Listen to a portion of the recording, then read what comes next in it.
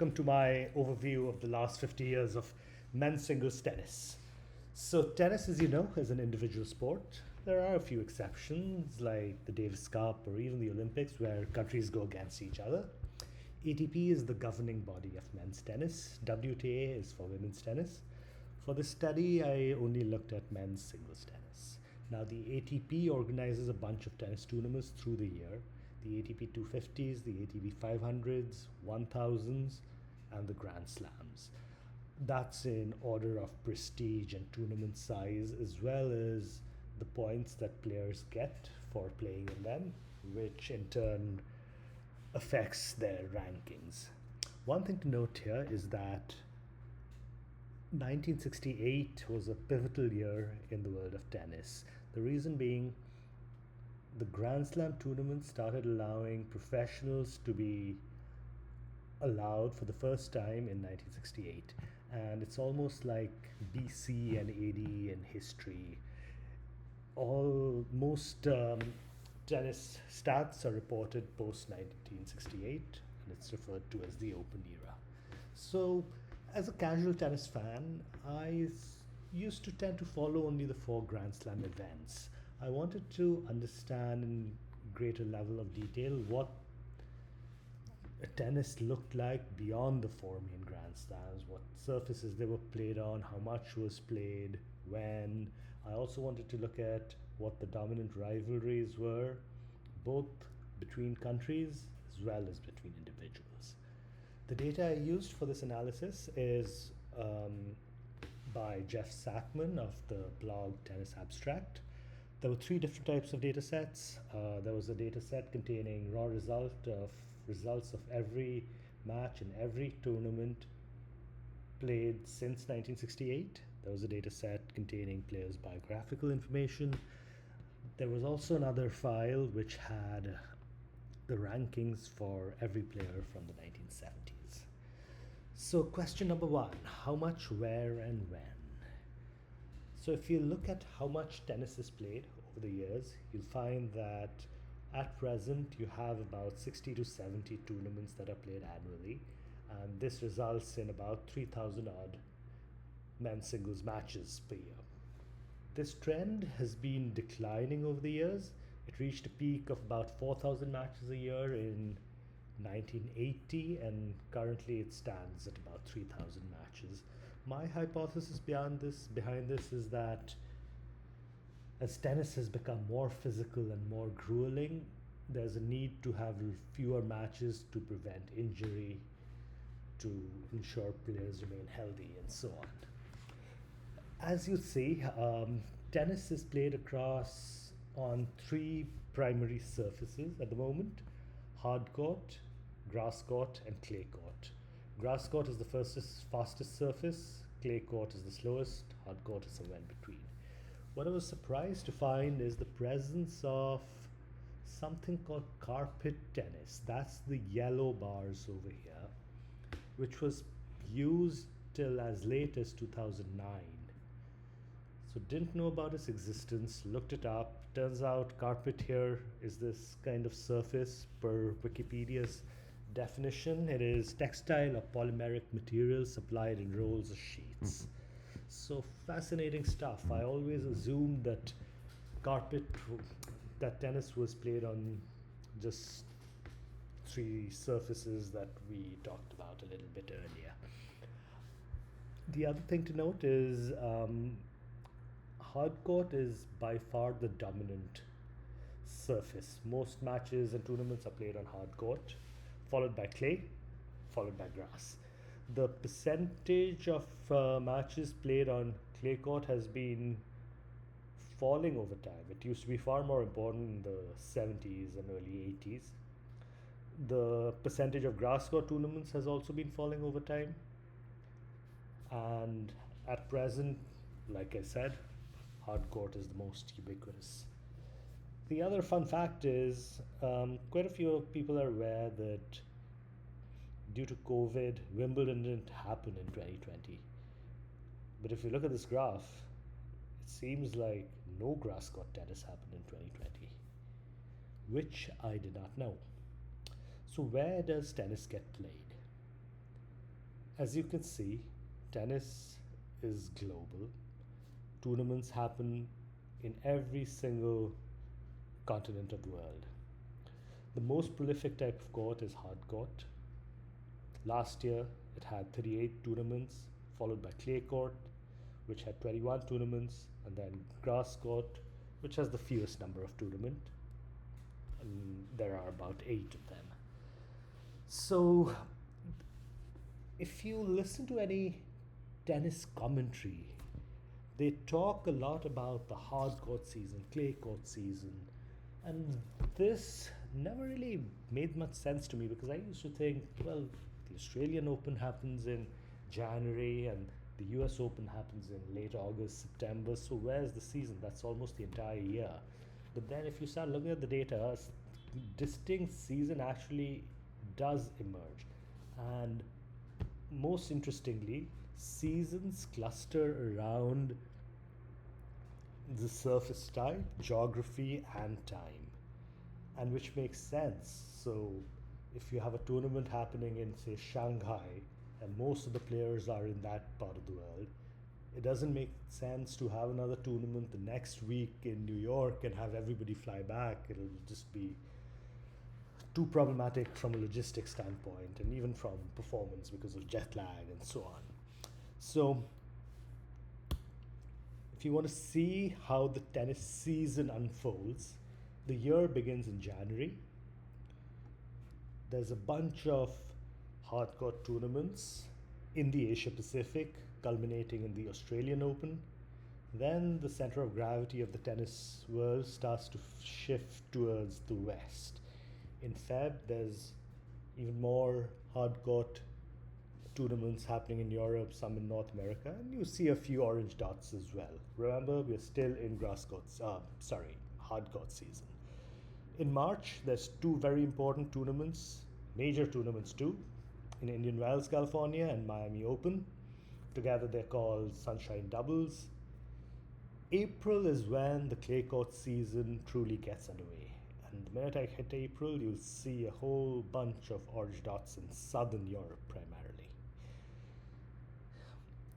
The grass court season culminates in the French Open in Paris, and then June is the grass court season, which culminates with the Wimbledon in London in July, and immediately after that it's back to the hard court season, and you'll see a whole bunch of dots around the US Open in New York in August.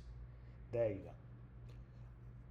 Once the US Open has happened, this is at a point when the 4 Grand Slams are over, the center of gravity once again starts to shift eastward. As you'll see, a bunch of tournaments in Asia, including the Shanghai Open, very important tournament. Then a few more tournaments in October, and finally the year wraps up in November. Keep in mind, there's no tennis in December. That's a rest month for tennis players. Even they need rest too.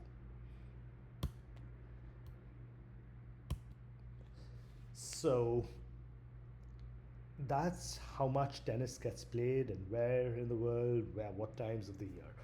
How do different countries perform relative to one another? Let's take a look.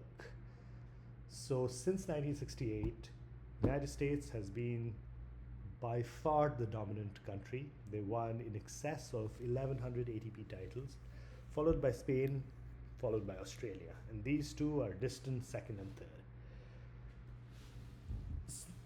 Do just a few players from these countries go on to win so many titles, or is it more evenly distributed? So that's the next question I wanted to answer. And if you look at this plot, it will become very clear that the highest number of players win between 0 and 5 tournaments, and this is a trend that holds true in each of the 5 top countries. Of course, there's a long tail of players that have won a high number of tournaments, but most are in that 0 to 5 bucket. Same story in bar charts to drive home the point. If you look at America, 88 players have won between 0 and 5 tournaments. Of course, there's the one guy who's won 110 tournaments as well. That's Jimmy Connors, if you're interested. And this trend is true for all these countries. The thing that jumps out at me immediately is that, well, tennis is global, where are Asia and Africa? So I took the two largest countries from Asia. India has done fairly well. Two players have won between 0 and 5, one's won between 5 and 10, and one between 15 and 20. What was a little bit of a surprise was that there's only been one player from China that's won between 0 and 5 titles since 1968. Can you believe that? Which is a stark contrast with the women's field from China, where they've really earned a reputation for themselves. Li Na won the French Open a few years back, and there's been a lot of success in women's tennis for China. For Africa, I was aware of some South African players, so I took South Africa as a country. They've done very well. 9 players have won between 0 and 5 titles, 2 between 5 and 10, 2 between 10 and 15. The last country from Africa that I picked up was Morocco. The reason I picked up Morocco was it's widely regarded as this emerging powerhouse from an African perspective in tennis. And sure enough, three Moroccan players have won between 0 and 5 ATP titles. And also these are recent wins, so definitely a country to keep an eye on. So, as we saw, the United States is the most dominant country in tennis historically speaking. So have they always been this dominant, or have there been different eras? So let's take a look. So if you anchor in the US and see how many titles the country has won since 1968, 3 eras will immediately become apparent. One is the period from 68 till the mid 80s, where the US was in the ascendancy. They were winning the most number of titles. And after that, there's a significant drop. America is still winning a lot, but not as much as it used to. And then 2000 onwards, there's a slump. And this roughly corresponds to the retirement of Pete Sampras and Andre Agassi and folks like that. So this gives you an indication that there's these 3 eras in tennis: pre-1985, 85 to 99, post-2000. So if you look at the pre-1985 era, United States is by far the dominant country, 2.6x the number of titles as the second most dominant country. 85 to 99, USA is still the most dominant country, but started to come down, 2.1x the next country that's won the most titles. And 2000 onwards, Eastern Europe is the number 1 geographical bloc, followed by Spain, and the US has slipped to number 3. Very interesting. What I also wanted to see is what happens in these eras of dominance. Is there a halo effect present, in that does the presence of a very strong player or group of strong players in a country raise the level of other players from the country? So in other words, if there's Jimmy Connors and McEnroe playing, is there a whole bunch of other players who also go on to win? So I constructed a dominance score, which considers the dominance score is a score every country in the data set got for every year since 1968. To calculate a country's dominance score, I took into account the number of players from the country in the top 10, the number of weeks they've spent in the top 10. So with this dominance score, I plotted it against the count of tournaments won by players not in the top 10. And I was expecting to see a very strong positive correlation in the years of dominance, and not a significant correlation in the slump years.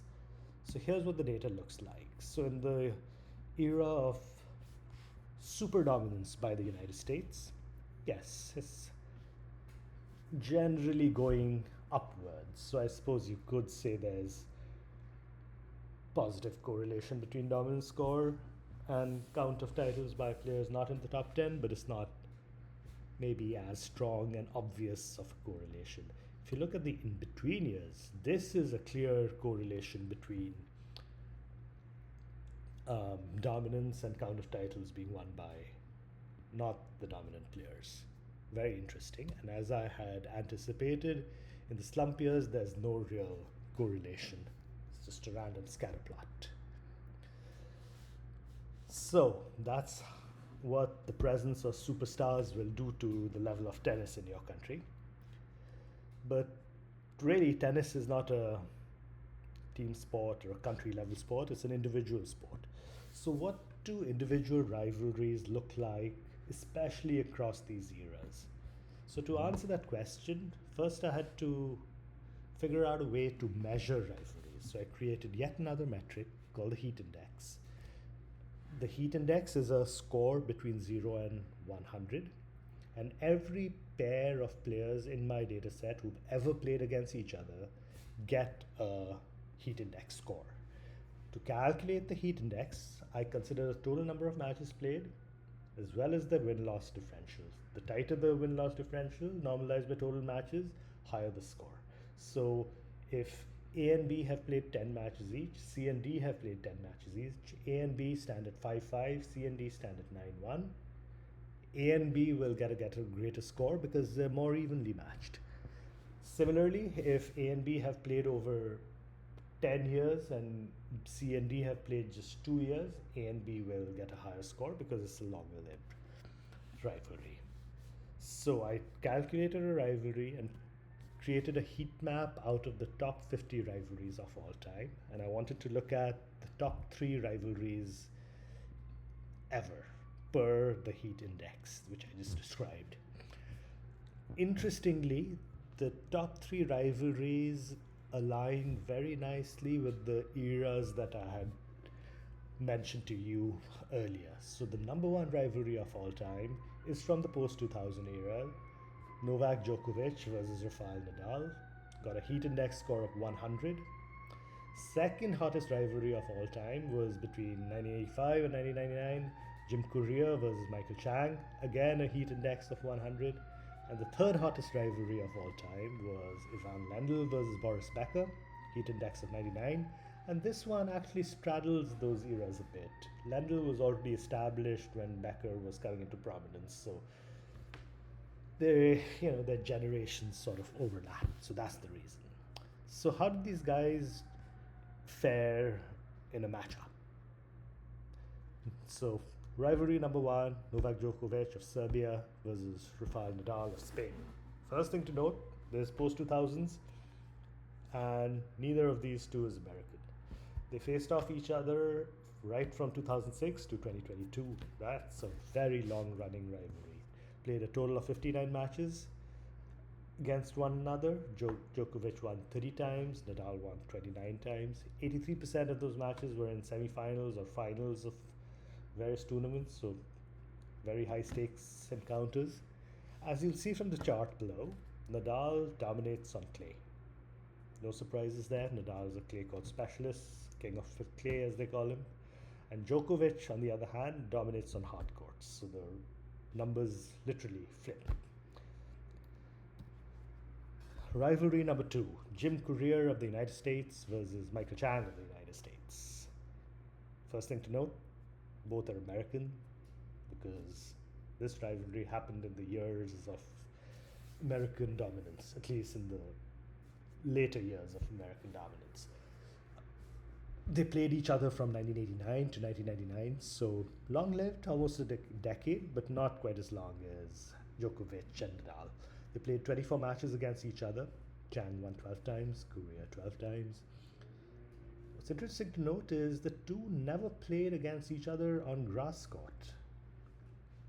And this is the kind of detail that you'd never come to know if you don't look at the data. They did, however, play on that oddball carpet court 7 times. And data points are few, but it does seem like Michael Chang has a little bit of an edge, having won 5 times against Courier versus Courier's 2. The third hottest rivalry of all time, and this is especially fun for me because this is about the time when I started watching tennis for the first time in my life. Boris Becker of Germany versus Ivan Lendl of the United States, 1985 to 1989, shortest lived rivalry of the three that we've seen so far. Yet, 22 matches between them. Becker won 10 times, Lendl 12. And a commonly known fact in tennis is that Lendl's won everything in tennis except for Wimbledon. And these 3 losses to Becker on grass court were in the 88 and 89 Wimbledon semifinals and the 1986 Wimbledon finals. The only grass court tournament on this chart that Lendl's won is not Wimbledon, sorry, but rather the Queen's Championship in London. So how do these 6 players from the top 3 rivalries of all time figure on the list of players who won the most number of ATP titles since 1968? So Djokovic, Lendl, Nadal figure right at the top, along with Connors and Federer, who won. Jimmy Connors has won an astounding 110 titles. Djokovic has 99, Lendl has 95, Nadal has 92. Boris Becker figures on the list as well, a little further down with 50 titles, and Michael Chang and Jim Courier are here too. Michael Chang with 35 titles and Jim Courier with 23 titles. So that's how individual rivalries looked. Thank you. I hope you found that